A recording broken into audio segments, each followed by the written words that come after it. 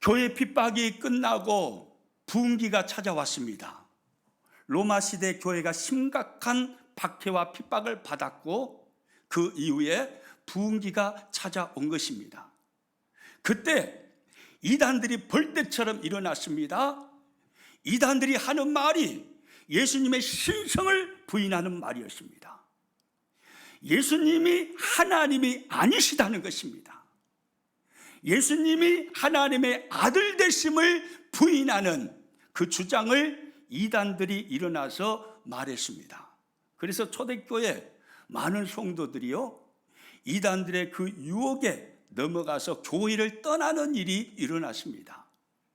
심각함을 깨달은 교회 지도자들은요, 기독교 역사상 최초의 종교회의인 AD 352년에 니케아 종교회의라는 것을 열었습니다. 니케아 종교회의의 주제는 그것입니다. 예수님이 하나님의 아들이신가, 하나님의 아들이 아니신가 라는 것을 회의를 통해서 결정하려고 한 것입니다. 300여 명의 당시의 교회 지도자, 감독들이 모였습니다. 그런데 두 의견이 팽팽하게 맞섰습니다. 예수님은 하나님의 아들이 아니시다 라는 주장을 펼쳤던 사람들 중에 대표자가 아리우스 감독이었습니다. 아리우스 감독은 그 자리에서 일어나서 이렇게 말했습니다. 여기서는 절대로 아멘 해서는 안 됩니다. 또 헛생각하다가 아멘 해버리지 마세요. 아리우스 감독은 이런 말을 했습니다.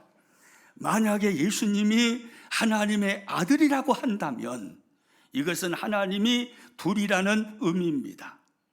구약을 보면 나 외에 다른 신이 없다고 했는데 하나님 외에 다른 하나님은 있을 수가 없습니다. 그러므로 예수님은 하나님의 아들이 아닐 뿐 아니라 하나님은 더더욱 아니며 단지 하나님과 비슷한 분일 뿐입니다 라고 주장했습니다. 그럴듯하지요. 반면에 예수님은 하나님의 아들이십니다. 예수님이 하나님의 아들이심을 주장했던 많은 교회 지도자들의 대표가 아다나시우스 감독이었습니다. 아다나시우스 감독은 반론을 일어나서 제기합니다. 이렇게 주장했습니다. 여기서는 크게 아멘 해도 되는 거예요. 아다나시우스가 이런 말을 합니다. 예수님은 하나님의 아들이십니다. 나는 그가 나의 구속자이심을 믿습니다. 예수님은 하나님과 동등하신 분이십니다 라고 주장했습니다. 300명의 감독이 모여서 두 주장을 팽팽하게 주장하면서 맞섰습니다. 그런데 성령께서 그곳에 임재하시고 역사하셨습니다. 그래서 성경의 진리를 따라서 진리의 교리를 말하는 아다나시우스 감독과 예수님이 하나님의 아들이십니다 라고 말하는 사람들의 손을 들어주셨습니다. 그래서 그 이후에 교회는 예수님은 하나님의 아들이십니다 라는 교리를 당당하게 말할 수 있게 되었습니다. 예수님은 하나님이십니다 라는 말을 당당하게 할 수 있게 된 것입니다. 사탄이 패한 거죠. 여러분, 사탄이 한 번 패했다고 물러날까요? 그러지 않습니다. 끈질긴 특징을 가진 존재가 사탄 아닙니까? 그래서 그 이후에도요, 계속해서 교회를 무너뜨리기 위해서 예수님은 하나님의 아들이 아니십니다라는 의식을 계속해서 교회에 심어주려고 사탄은 몸부림을 쳤습니다. 예수님께서 하나님의 아들이시다라는 이 말은요, 예수님은 하나님이시다라는 의미와 같습니다. 그래서 오늘 본문에 주님께서 하신 말씀을 잘 보시면 예수님은 스스로 당신이 하나님과 동등된 분이시다, 내가 하나님이시다 라고 말씀하는 주님의 말씀을 발견할 수 있습니다. 오늘 보면 21절 말씀 같이 읽습니다.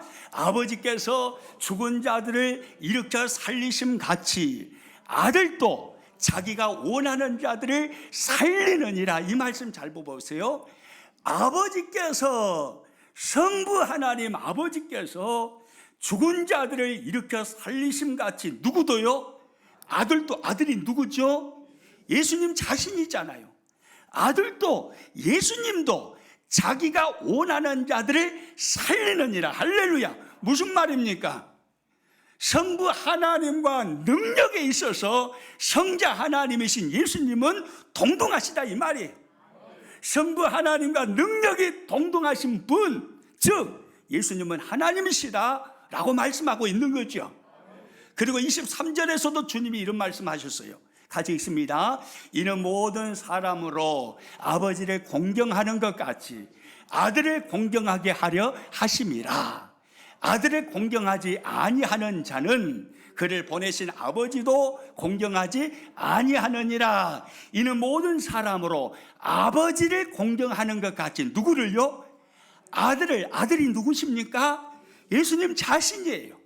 아버지를 공경하는 것 같이 아들이신 예수님을 공경하게 하려 하심이라. 무슨 말입니까? 아버지의 권세와 영광을 동등하게 주님이 가지고 계신다 이 말이에요. 성부 하나님과 영광과 권세에 있어서 동등하신 주님, 그 주님이 예수님 자신이다라고 주님이 말씀하고 있는 것입니다. 이처럼 예수님께서 하신 말씀을 잘 보면 예수님은 하나님의 아들로서 하나님이심을 말씀하고 있음을 알 수가 있습니다.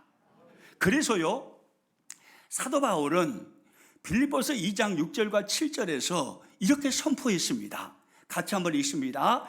그는 근본 하나님의 본체시나 하나님과 동등됨을 취할 것으로 여기지 아니하시고 오히려 자기를 비워 종의 형체를 가지사 사람들과 같이 되셨고, 그는, 즉 예수님은 근본 누구이시나라고 말씀하죠? 하나님의 본체시다라고 말씀합니다. 즉 예수님은 하나님이시다 이 말이에요. 사도 바울은 예수님은 바로 하나님이십니다, 그분이 하나님이십니다 라고 선포했습니다. 여러분, 바울의 선포처럼 예수님은 하나님이신 것입니다. 하나님이 하늘보좌를 버리시고 사람들과 같이 되심으로 이 땅에 찾아오셨습니다. 여러분, 예수님이 하나님이 아니시라면 우리는 죄 사함을 받을 수 없습니다. 예수님이 하나님이시기 때문에 죄 없으신 분으로 이 땅에 찾아오신 것입니다. 죄 없으신 분이신 예수님께서 저와 여러분의 모든 죄를 대신 짊어지시고 담당하신 거예요. 만약 예수님이 하나님이 아니시라면, 하나님의 아들이 아니시라면, 한낱 죄인된 인간에 불과했다면 예수님은 십자가에 죽으신 것이 당신의 죄 때문에 죽으셨을 것입니다.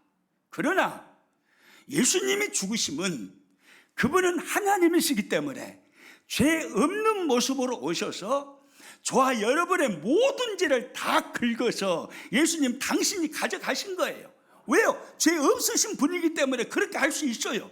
죄 없으신 분이 저와 여러분의 모든 죄를 다 긁어가지고 당신 안에 죄를 채우셨어요.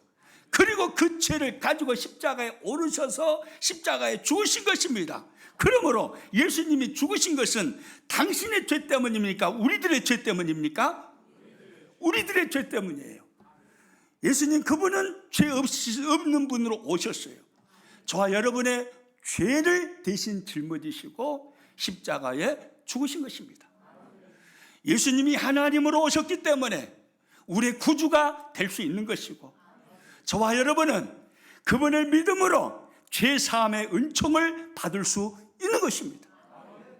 그러면 하나님의 아들로 오신 예수님은 무슨 일을 하시는 분이실까요? 오늘 성경은 참 중요한 말씀을 하나 합니다.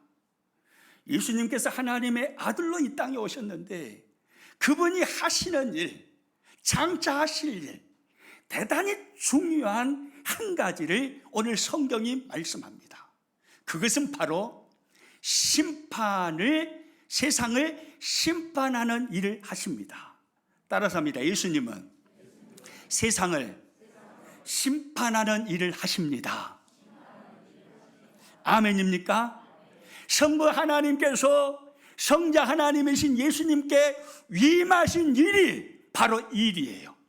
심판하시는 일. 오늘 본문에 잘 나와요. 22절 말씀 같이 읽습니다. 아버지께서 아무도 심판하지 아니하시고 심판을 다 아들에게 맡기셨으니. 아버지께서 아무도 심판하신다고 합니까? 안 하신다고 합니까? 심판하지 않으신대요. 그러면 심판할 수 있는 권한, 심판권을 누구에게 위임했다라고 말씀합니까? 아들에게 위임했어요. 그럼 아들이 누구십니까? 예수님이잖아요. 성부 하나님은 스스로 심판하지 아니하시고 모든 심판하는 권한을, 심판권을 아들이신 예수님께 위임하셨다 이 말이에요. 그러므로 예수님께서 이 땅에 오셔서 하시는 중요한 일이 무엇이냐면 심판이에요. 심판하시는 권한을 행하시는 거예요. 예수님께서 심판하는 권한을 가지고 계신다, 심판권을 가지고 계신다라는 말은요, 온 인류의 사람들에 대하여, 저와 여러분도 포함이 되는 겁니다. 아담부터 시작하여서 예수님 재림하실 때까지 이 땅에 태어나서 살아가는 모든 사람, 단 한 사람도 예외 없이 온 인류에 대하여 예수님은 심판권을 가지고 계시는데, 예수님은 생명의 길로, 사망의 길로, 생명의 길로, 죽음의 길로 갈라놓으시는 심판권을 가지고 계신다는 말이에요. 어떤 사람에게는 생명의 길로 구분을 하시고 어떤 사람은 죽음의 길로 구분을 하셔서 주님이 심판하시는 것입니다. 중간 길은 없습니다. 주님은 정확하게 나누십니다. 갈라놓으십니다. 그래서 생명의 길로 가는 사람, 사망의 길로 가는 사람을 정확하게 가르시는 것입니다. 예수님이 이 심판을 하신다 이 말입니다. 여러분, 그러면 예수님께서 이 심판을 하실 때 생명의 길과 사망의 길로 모든 인류를 가르실 때에 무엇을 기준으로 가르실까요? 그 기준이 뭘까요? 기준은 딱 하나입니다. 다른 것은 없습니다. 딱 하나의 기준만 주님은 가지고 계십니다. 그것은 예수님 자신에 대한 사람들의 반응입니다. 예수님 자신을 하나님의 아들로 인정하고 하나님의 아들로 믿고 하나님으로 고백하면서 예수님을 구주로 믿는 믿음으로 반응한 자를 향해서는 주님은 생명의 길로 구분을 하면서 그들에게 영원토록 사는 천국으로 안내하는 것입니다. 그러나 반대로 예수님이 하나님의 아들이심을 거부하고 예수님을 믿는 믿음을 거부하고 믿음을 거부하는 그 모습으로 반응하는 모든 사람을 향해서는, 그가 부자이든 대통령이든 한 나라의 국왕이든 어떤 사람이 됐든 간에 모든 사람에 대해서 예수님에 대하여 믿음을 거부하는 모든 사람들, 그 사람들에 대해서는 죽음의 길로 구분을 하셔서 영원토록 지옥에서 고통받게 하시는 것입니다. 예수님께서 구분하시는 심판주로서 예수님이 생명의 길로 가는 사람, 죽음의 길로 가는 사람 딱 가르치는데 구분하시는 유일한 한 가지는 믿음이다 이 말이에요. 다른 것 없습니다. 학력도 아닙니다. 돈도 아닙니다. 권력도 아닙니다. 학위도 아닙니다. 선행도 아닙니다. 오직 하나, 믿음입니다. 믿음. 아멘입니까? 믿음의 믿음. 주님이 구분하시는 기준으로 삼으시는 것은 믿음입니다. 예수님 당신에 대해서 믿음으로 반응하는 그 믿음을 가지고 기준으로 삼으셔서 생명의 길로 가는 사람, 죽음의 길로 가는 사람을 가르치는 것입니다.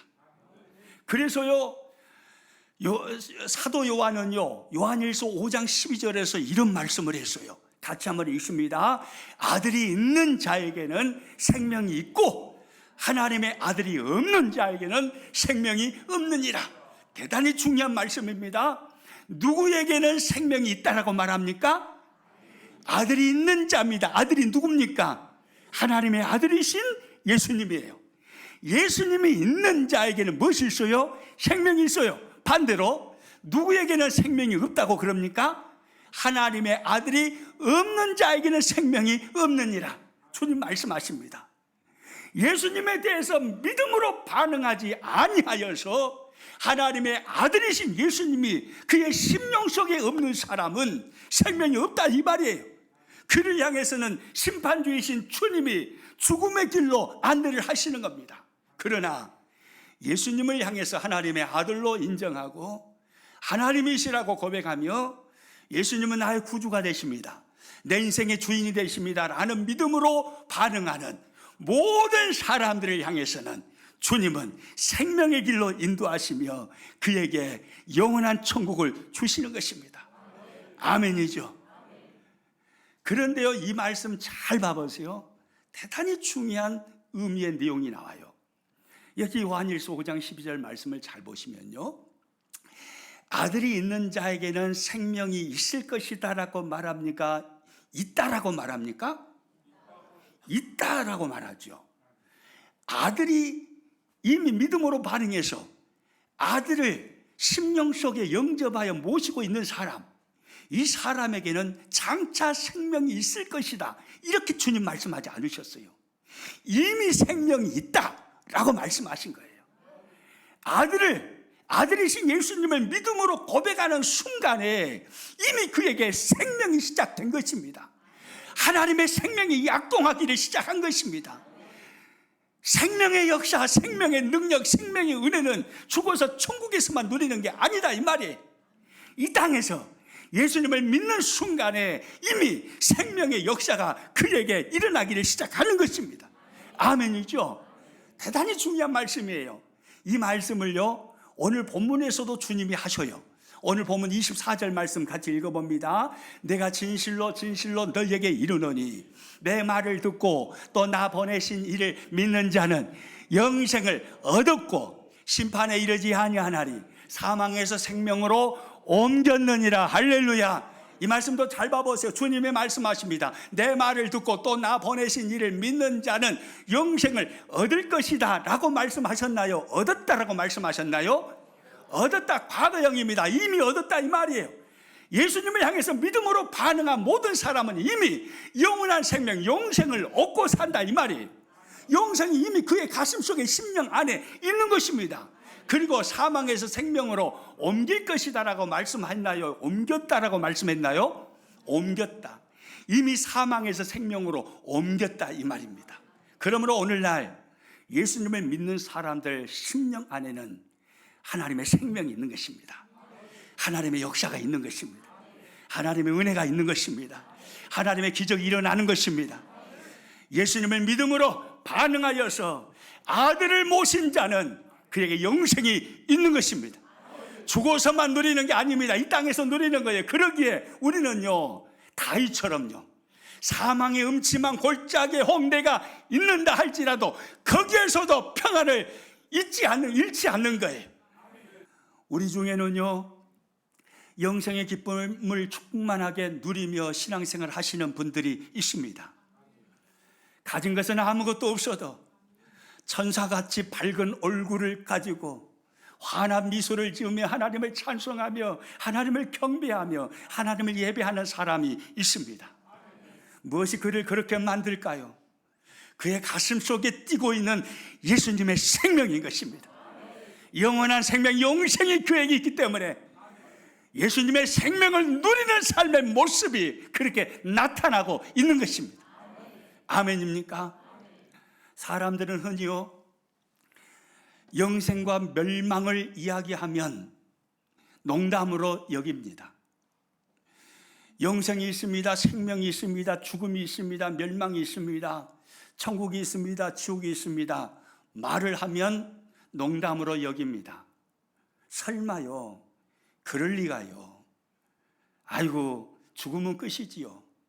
그럴 리가 있습니까? 농담으로 여깁니다. 그래서 지옥에 가서 보면, 물론 저도 안 가봤고 여러분도 안 가봤지만 그런 말이 있습니다. 지옥에 들어가 있는 사람들이 늘 하는 말이 걸걸이라고 합니다. 걸걸, 걸걸, 걸걸, 걸걸 한답니다.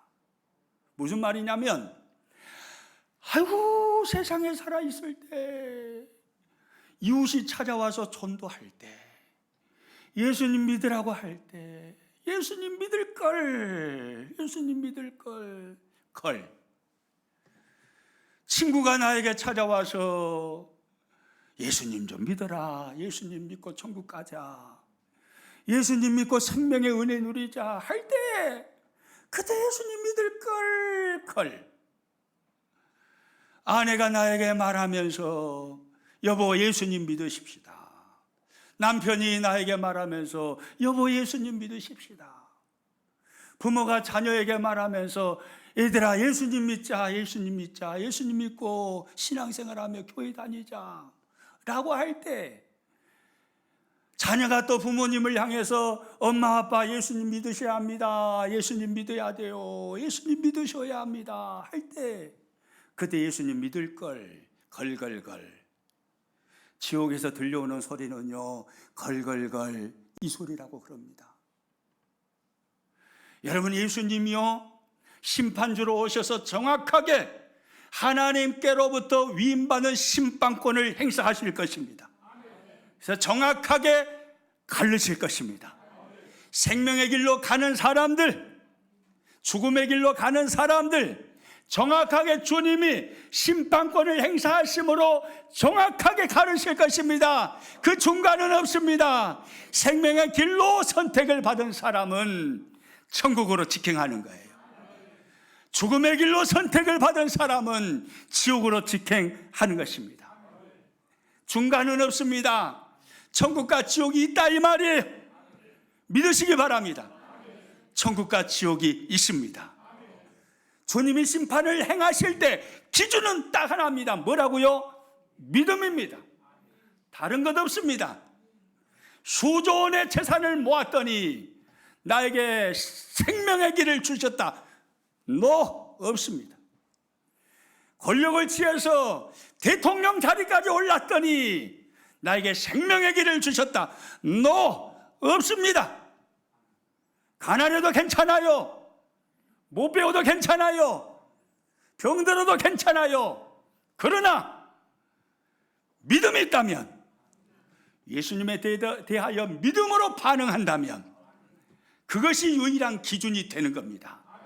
그 기준으로 생명의 길로 가는 것입니다. 마지막 날 주님이 오시면 더 이상 기회가 없습니다. 주님이 오시는 그 순간으로 끝납니다. 우리의 운명은 거기서 끝이 나는 것입니다. 운명을 바꿀 수 있는 기회가 있습니다. 지금이라는 시간입니다. 아직 예수님이 이 땅에 재림하지 않으셨을 때, 내 생명이 붙어 있을 때, 내가 숨쉬고 살아있는 지금이 바로 내 운명을 바꿀 수 있는 기회입니다. 마지막 때가 되면 그 기회는 사라집니다. 그 기회에 있을 때 우리는 반드시 믿음으로 반응해야 합니다. 주님이 심판주로 오시면 주님은 당신에게 주어진 심판권을 가지고 우리에게 행사하십니다. 오른쪽, 왼쪽. 우리 모든 평안의 식구들은, 그리고 오늘 예배하시는 여러분 모두는 주님께서 가르칠 때에 오른쪽으로 다 선택받기를 축복합니다. 오른쪽으로 선택받아서 생명의 길로 선택받아 영원토록 천국에서 복락을 누리는 하나님의 사람들이 될 수 있기를 축복하는 것입니다. 할렐루야.